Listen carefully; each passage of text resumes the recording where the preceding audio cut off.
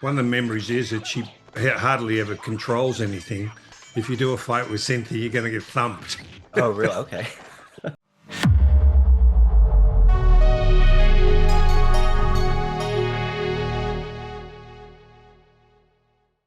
You and Cynthia, Richard, were basically a lot of people said you're like the Fred Astaire and Ginger Rogers of the karate world, and you've done so many great films together, even recently reuniting in Black Creek, which is cool. And I haven't seen it because it's not available. I wasn't able to make the screening, unfortunately. But people are raving about it, man, especially your performance. So, a question though. What's your favorite memory or memories you had with Cynthia working on all those films back then? Oh, look, it's always been a thrill working with Cynthia because, she was world forms champion, which means, her technique is second to none, her placement of kicks and everything else. One of the memories is that she hardly ever controls anything. If you do a fight with Cynthia, you're going to get thumped. Oh, really? Okay. Yeah, I always laugh. Anyway, no, but she's been great. Probably the best memories for me with Cynthia is when we both worked in Hong Kong. Because I was in Hong Kong doing Twinkle Twinkle Lucky Stars with Sammo Hung and Jackie Chan, and I heard about this blue-eyed, blonde-haired American girl that was working in Hong Kong, and I hadn't met her before. Cut to, we ended up doing Magic Crystal together, and that was amazing. There was Wong Jing, who also directed City Hunter with Jackie Chan, and I did. Wong Jing was the director of Magic Crystal. So Cynthia and I got to work together on that film. So I got to experience her expertise firsthand. And it was almost a natural, when we did the China O'Brien movies together, China O'Brien 1 and 2 and Rage and Honor 1 and 2. That's how that, I think it was an English magazine that referred to us as the Fred Astaire and Ginger Rogers of martial art movies. So we've had an ongoing I think it's probably 9 movies we've done together now. Wow. Black Creek being the latest. I once again playing the bad guy and getting the shit kicked out of me by her at the end. But par for the course. Yeah, hopefully it was done on a shoestring budget, a very limited time we had to shoot, and it's turned out really well. Very, very happy with it. Hey, listen, and the fact is, how long have we known each other? Cynthia and I we're still out there, we're still working in the industry, so something's working. Oh, definitely. Well, we do have one little project up our sleeve called One Kill Too Many, which actually we're hoping to pair Richard and Cynthia again. Oh, really? It never ends. And it should be in That's Lithuania. right. But they have to grow old enough to play the roles. And Oh, they're at that right age now. And this As is a what you're gonna direct, Adrian, is it? Yeah. And that's the plan. I mean, we've had the script around for probably 15 years. Okay.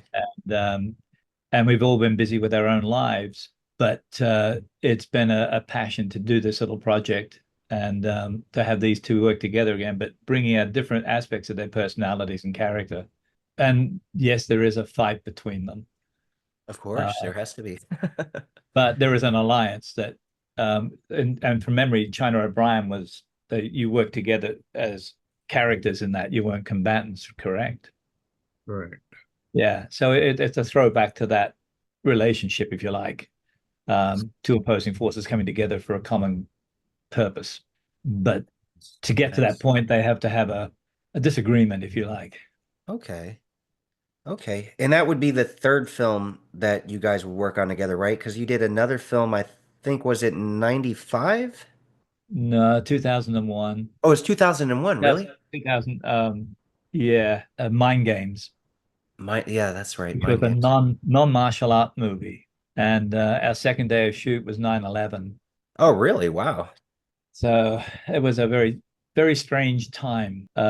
Richard, I really wanted Richard in the movie, and because I wanted a chance to take him away from action, to Sure. bring out a lot of his uh, personality that I knew exists, and a lot of people haven't don't on film don't really get to experience that charm that he has. You gotta be hurting now. And originally, the character was written as an Australian. And spoiler alert, he ends up, he's a con artist who reveals he's a Texan. He's an Australian who puts on a Texan accent at the end. That he was a Texan portraying an Australian all the way through the movie. However, the producer writer had a bee in his bonnet about it and said, "No, we want Richard to play a Texan all the way through and reveal he's Australian at the end."